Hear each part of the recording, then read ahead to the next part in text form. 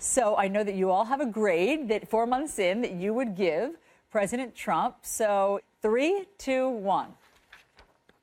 A plus, A minus, B minus, A minus, B minus, C. Okay, so Brooke, you gave him the lowest grade, and I know that at one time you considered yourself a diehard Trump supporter. So why today a C? It really comes down to his character. Honestly, the straw that broke the camel's back for me was his tweets.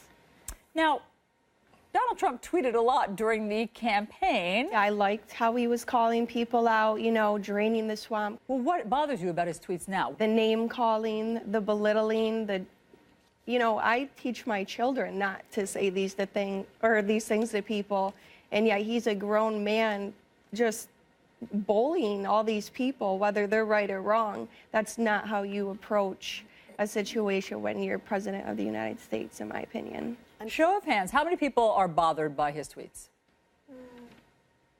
So 3 of you are bothered by his tweets. But what we love about him is he is not a politician. What we hate about him, he's not a politician. Dennis, you gave President Trump an A. Yes, Is there anything, an A plus? Is there anything in the past 4 months that has given you pause about this presidency?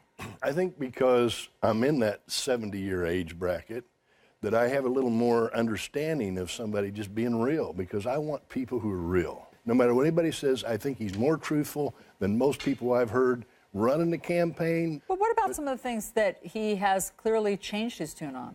What about some of the things where he said, China is a currency manipulator? No, they're not. NATO is obsolete. No, it's no longer obsolete. He said during the campaign, I will save Medicare, I will save Medicaid, Social Security without cuts. The budget was just released.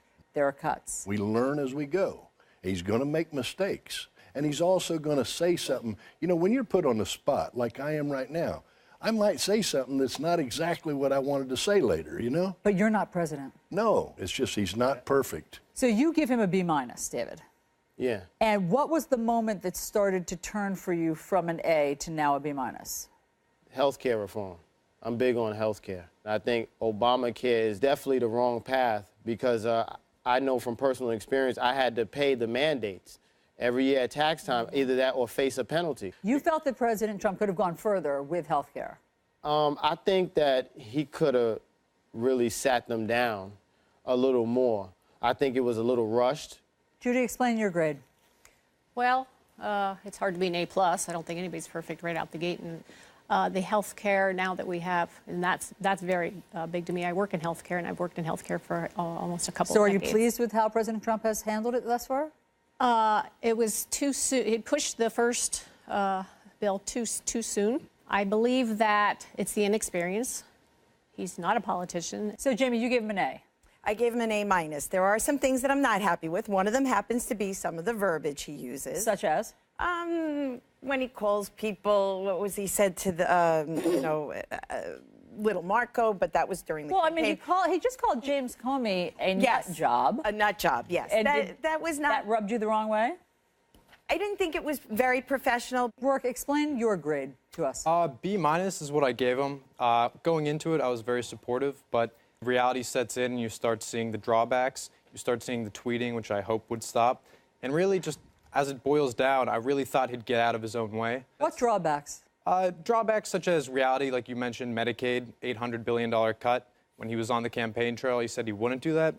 And basically, as it happens, I was really hoping for more assertive leadership. That's interesting. I don't often hear people say that President Trump isn't aggressive enough. What? Can you give us an example? Well, I mean, the tweeting. A news channel will say something negative about him, then he'll light up the Twitter. I would have thought a president would have a bit more diplomacy. What I want to do, you can't see it, but it's on, I don't know if they can draw it, but all the accomplishments of Donald Trump in 4 months. What are the big ones? Well, one of the big ones is protecting my religious freedom, my voice to be able to speak. Speak about your Christianity before 4 months? I didn't let it bother me, but when they start taking the rights of religious groups away from them, based on their talking about their faith or something, are you kidding me? I give Islam the freedom, I give Hindu the freedom, I give an atheist the freedom. So for God's sake, give me as a Christian the freedom. But let's just remember, it was President Trump, then candidate, who said that he was calling for a full and complete and total Muslim ban until we can figure out what the hell is going on. Until we can figure out. Have we figured it out? Well, I think he's learning that maybe that was a hardcore position that he needed to lighten up a little bit. Brooke, you are a stay-at-home mom? Correct. What are you hoping for from President Trump's administration that could help you?